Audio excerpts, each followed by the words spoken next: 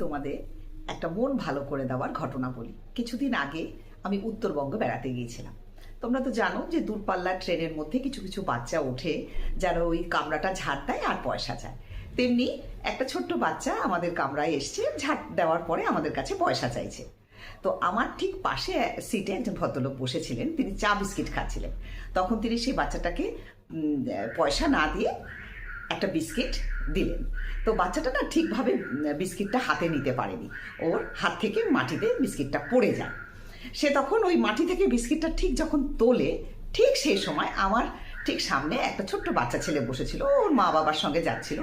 সে দৌড়ে গিয়ে খপ করে ওই ছেলেটির হাতটা চেপে ধরলো, ধরে বলল যে তুমি এটা খেও না, এটা মাটিতে পড়ে গেছে, এটা নোংরা, এটা নাও বলে ওকে একটা চিপসের প্যাকেট দিল, যেটা ও বসে বসে খাচ্ছিল।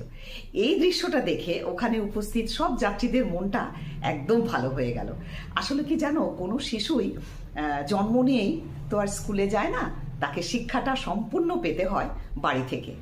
তার বাড়ির পরিবেশ যদি ভালো থাকে এবং বাড়ির প্রত্যেকটি সদস্য যদি ঠিক মতো শিক্ষা শিশুদের দিতে পারে না, তাহলে এই ছেলেমেয়েরা বা ছোট ছোট বাচ্চারা ঠিক সেই শিক্ষার পরিচয় ছোটবেলা থেকেই দিতে থাকে। তাই এই সমস্যার জীবন, এই জটিলতার জীবনের মধ্যে এই এক টুকরো আনন্দ আমাদের মন একেবারে ছুঁয়ে গিয়েছিল।